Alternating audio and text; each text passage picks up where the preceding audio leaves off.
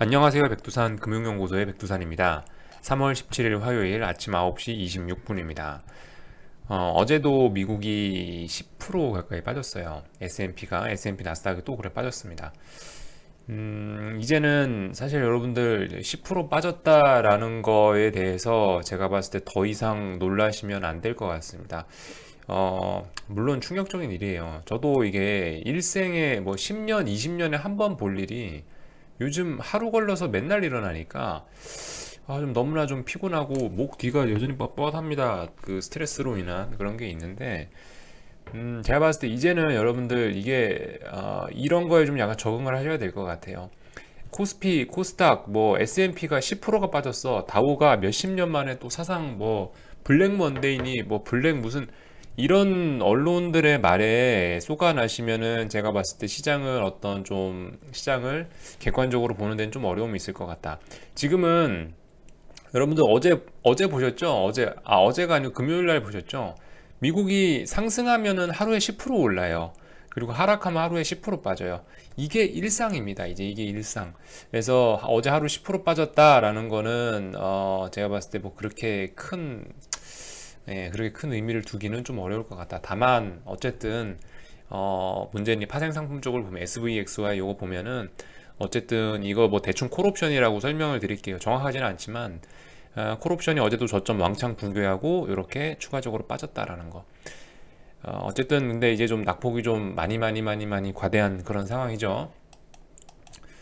자, 이게 그래서 어쨌든 하루에 뭐 지금도 선물 보시면 5포인트, 6포인트만 이렇게 빠져버리는데 이런 거 사실 저렇게 큰 숫자 저런 선물을 보면은 사실 좀 굉장히 좀 현혹되기 쉽다는 거죠.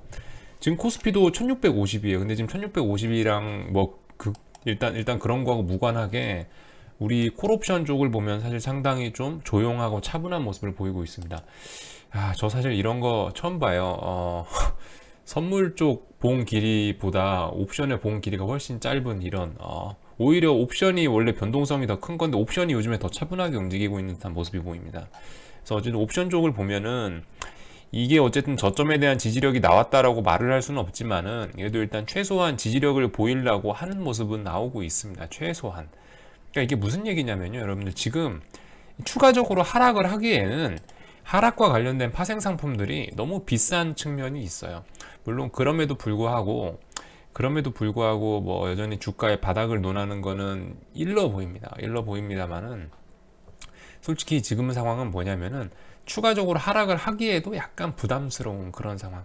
왜냐? 말씀드렸다시피 주식이라는 거는 기본적으로 싸게 사서 비싸게 팔기 위함인데 지금 요 며칠 워낙 역사적인 뭐 워렌 버핏도 이런 거 처음 본대잖아요.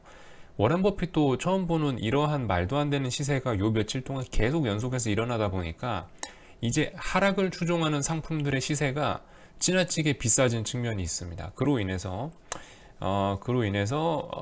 좀 추가적인 하락, 물론 뭐 조금씩 지수는 더 빠질 수 있을지 모르겠지만 어째 하방을 추종하는 그런 상품들의 시세는 조금씩 제한되고 있는 것 같기도 하다라는 생각이 듭니다. 아무튼 그래서 콜옵션 사실 보시면은 선물이 2.5% 빠지고 6포인트 가까이 빠지는데도 불구하고 상당히 어쨌든 견조한 모습 보이고 있다라는 거. 그나마 이런 게 제가 봤을 때 우리가 만약 위안을 삼는다면 이런 게 약간 위안을 삼을 내용인 것 같습니다. 이 약간 지금 시장에서 독특한 게 보이고 있는데요. 여러분이 보이시죠? 여기 이게 전광판이 이게 제가 이게 업종 지수들 정리해 놓은 건데 시장 전반적인 상황 딱 보면 보입니다. 지금 코스피가 3.5포인트, 3.5% 빠지고 있고 뭐 거의 그렇죠. 뭐 코스피, 코스닥 뭐 지수 웬만한 대형주 지수들은 굉장히 많이 빠지고 있는데 지금 보시면 코스닥이 여러분들 제가 좋아하는 코스닥 150은 마이너스 0.6%예요. 그리고 심지어 코스닥 제약업종은 플러스 0.5%입니다. 여러분들 약간 좀 이런 데서 좀 시장의 변화의 좀 냄새를 좀 느껴야 되는 게 아닌가라는 생각이 얼핏 듭니다. 물론 지금은 어떤 희망을 모르겠어요. 뭐 희망을 가져야 될지 비관을 가져야 될지 솔직히 좀 저도 애매하긴 한데 아무튼 시장에 이런 상황이 있다는 거.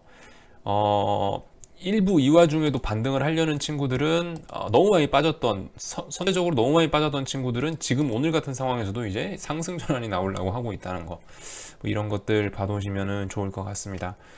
아무튼 그 결과적으로 어제 이 중요한 내용은 어제 연준이 극단적인 통화 정책, 다시 5년 전, 6년 전으로 돌아간 통화 정책으로 회귀를 했음에도 불구하고 미국이 10몇 프로 빠졌다는 거죠. 그렇다고 여러분들이 에이 저거 봐라, 저거 연준 통화 정책 저거 한 개도 효과 없네, 개뿔이 저거, 이렇게 생각하시면은 그건 조금 좀 곤란하시겠다는 거. 어쨌든 연준의 통화 정책이 지금 2년간 저와 여러분들이 고생한 이유가 연준의 좀 통화 정책이 조금 미스매치였다는 거. 그것 때문에 우리가 고생을 했던 거거든요. 사실상 그래서 지금 연준이 이번에 5년 만에 극단적인 조치를 취해줘서 이제 최소한 한국 주식과 신흥국 주식들이 움직일 수 있는 어떠한 이제 기초는 닦았어요. 기초를 닦았다는 데서 일단 큰 의미를 둬야 되겠고요. 문제는 우리 모두 다 알고 있죠. 이게 통화 정책으로 안 된다는 거. 야, 질병이 돌아서 집 밖에 못 나오는데 돈을 아무리 뿌리면 뭐 하냐라는 게 우리 모두의 생각이죠. 우리 모두가 알고 있습니다. 어쨌든 그럼에도 불구하고 통화 정책이 이런 화끈한 게 필요하긴 필요하다는 거 하고, 지금은 어쨌든 재정 정책이 필요하죠. 재정 정책과 백신이 필요합니다. 제일 중요한 건 백신이 필요하죠. 뭐 언제 어떻게 오릅니다, 이런 얘기는 솔직히 못 드리겠고요. 여러분들 살아남는 사람이 강한 거죠. 살아남는 사람이 강한 거고, 지금 현금 갖고 계신 분들은 사실 너무나 부럽고요. 그나마 이제 오늘쯤 되니까 이제 뭐 팬데믹이니 어쩌니 저쩌니 해서 미국이 뭐 3거래일 연속으로 막 뭐 거의 뭐 3번 연속으로 서킷 브레이크 나오고 하니까 드디어 우리 개인들도 약간 움찔하는 듯한 모습이 좀 나오고 있습니다. 최소한 요 며칠 전에는 야 이제 주식 사야지 이러면서 개인들이 좀 즐거워했다는 분위기가 좀 있었다면은 지금은 최소한 그런 느낌은 약간 사라진 것 같지 않나 싶습니다. 최소한 오늘 개인들이 신나게 안 붙네요. 그나마 일단 다행이네요. 그리고 제가 보는 가장 긍정적인 거는 개인들이 풋옵션을 열심히 사주고 있다는 게 사실 굉장히 긍정적인 것 같습니다. 가뜩이나 비싼 풋옵션, 여러분들 지금 풋옵션이 와 이렇게 비싼 거 처음 봤습니다. 풋옵션 엄청나게 비싸요, 여러분들. 역사적으로 손가락에 꼽을 만큼 비쌉니다. 2008년 금융위기 때, 뭐 IMF 때, 2001년 뭐 버블 붕괴할 때 거의 그 정도 수준으로 옵션 가격이, 97년엔 참 옵션 없었나? 하여튼 옵션이 어느 때보다 비싼데 그걸 우리 개인들이 직접 피 같은 돈으로 다 그걸 사주고 있다는 거예요. 근데 지금 이 풋옵션 200억이라는 돈은요, 사실 여러분들 물론 이게 진짜 개인 풋옵션 200억 매수인지도 모르겠습니다. 사실 기관인지 외국인인지 알게 뭐예요. 근데 어쨌든 저 일단은 개인에 찍혀있는 저 풋옵션 230억이라는 저 숫자는, 저거는 현물 매수로 치면은 저거는 공매도 한 2조 원, 3조 원 이상 들어간 그보다 더 센 효과를 내는 겁니다. 아시죠? 여러분들 옵션 주식 1억 갖고 있는 거하고 옵션 뭐 1,000만 원치 갖고 있는 거하고 또이또이 하다는 거, 비스무리한 거 다 아시죠? 그렇게 뒤에 동그라미 하나 더 붙여 생각해 보면 되는 겁니다. 지금 개인들이 요 며칠간 뭐 모르겠어요. 주변의 분위기상으로는 주식 저가 매수다 하면서 신나게 사고 있는데, 어쨌든 우리 진짜 좀 큰손 개미 형님들은 풋옵션을 왜 이리 좋아하시는지 어쩐지, 일단 풋옵션 매수가 요 며칠 사이에 500억, 600억 가까이 누적이, 그죠? 누적이 그렇게 됐습니다. 한번 볼까요? 풋옵션 누적 한번 봅시다. 풋옵션 누적이 와 어마어마하네요. 1,000억 넘었네요. 그죠? 지난 며칠, 와우. 여러분들 이거 2015년인가? 2015년 8월달인가 한번 주가 급락했을 때 2거래일, 3거래일 만에 개인들이 풋옵션 1,000억 샀거든요. 그리고 나서 5년간의 대세 상승이 일어났는데, 와 지금은 여러분들이 말이 안 되네요. 그죠? 그때보다 훨씬 많네요. 와 풋옵션 매수가 300억, 500억, 700, 1,000억이 아니고 한 1,500억에서 한 2,000억 사이로 거의 여러분들 개인 풋옵션 누적 순매수 1,500억 정도 되는 거는 이제 살다 처음 봤습니다. 1,500억이라는 거는 여러분들 지금 개인들이 공매도 포지션으로 주가 하락에 현물로 치면은 15조 이상의 돈이, 15조, 20조, 어쩌면 그보다 더 많을 수도 있어요. 옵션 뭐 어떤 가격, 외가 샀냐 내가 샀냐에 따라 좀 달라지겠죠. 어쨌든 그 정도로 많이 샀습니다. 개인들이 주식 산다고 하지만 뒷구멍으로는 또 풋옵션 어마어마하게, 저 비싼 풋옵션을 어마어마하게 받아주고 있다는 게 제가 봤을 때 우리의 어떤 희망이지 않나라는 생각이 듭니다. 솔직히 좀 지금 제가 객관적으로 오늘은 얘기를 안 했고요. 객관적으로 얘기는 안 했고, 오늘 좀 희망 좀 가지시라고. 이미 투매하실 분들은 다 투매하셨겠지만 견디시는 분들 조금이라도 힘내보라고 그런 의미에서 좀 이런 식으로 좀 말씀을 드려봤고요.